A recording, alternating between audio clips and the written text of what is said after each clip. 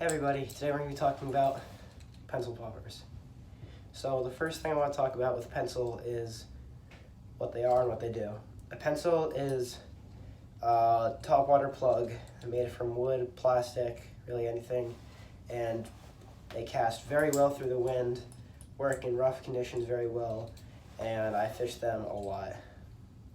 So the first thing I want to talk about with pencils is how I use them.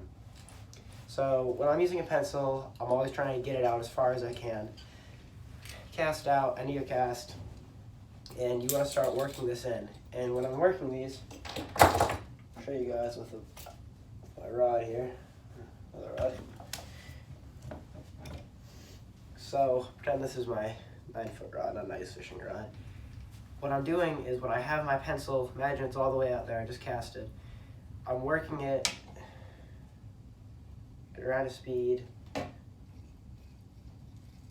like here, that was a bad example. Working it at about this fast. That's my basic speed for reeling on these. And when you're working a pencil, what you want to be doing is you're having this rod tip up here. See a little better. You're pretty much, what you're doing here is you're having the tension on the line, so my plug is out there. You're essentially releasing tension and then pulling it back.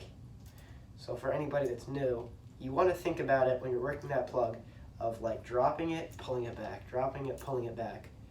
But then when you get to a point where you can do it like it's, like you're just not even thinking and you're just kind of doing it, you're just kind of working it slowly like this while you're reeling in. Right, the cadence you're twitching it is actually pretty fast.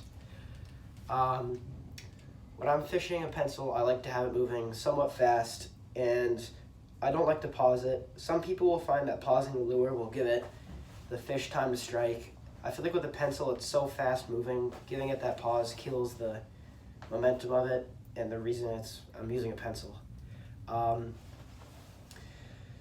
So I think that's a good way to start, is showing you guys how you use it.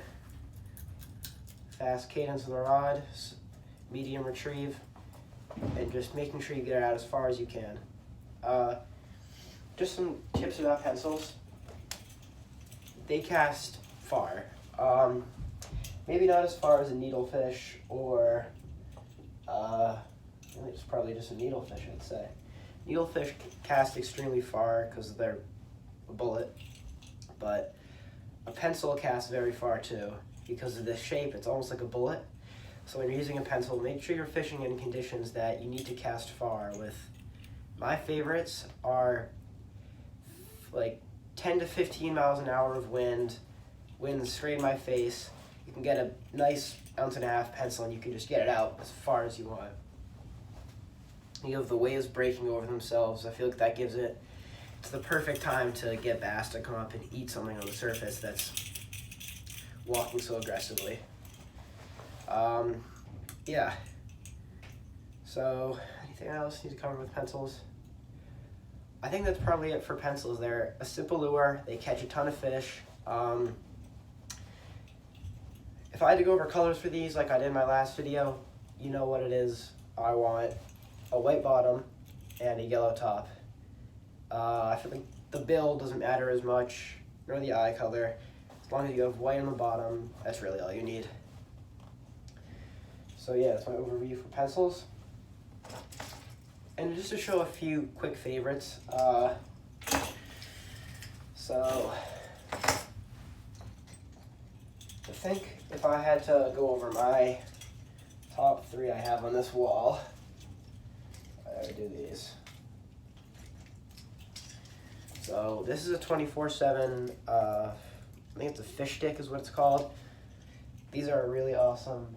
They have a nice wide walking action and they catch tons of fish. My second would probably be the Tsunami Talkin Popper XD. This is in the Wonder Bread color. I find this Wonder Bread color on these works very, very well, and I liked it a lot because it caught fish after fish this fall. And then another one is, this is probably gotta be one of my, this might be my favorite actually. This is a Gibbs, I think it's just the standard Gibbs pencil. My favorite thing about this is because it is shaped like a needle, it launches forever, and it has a really nice basic action to it, but that basic action of a pencil seems to just catch so many fish. It also has a smaller lip compared to these two, very small lip. And I think that a smaller lip can actually do more damage to, or catch more fish than a bigger one will sometimes, if you have the right action and the right winds, swells, current. So yeah, thank you guys for watching. Tune in next time. Hopefully I'll talk about something useful for you. If you have any ideas, message me on Instagram or leave a comment. Thanks.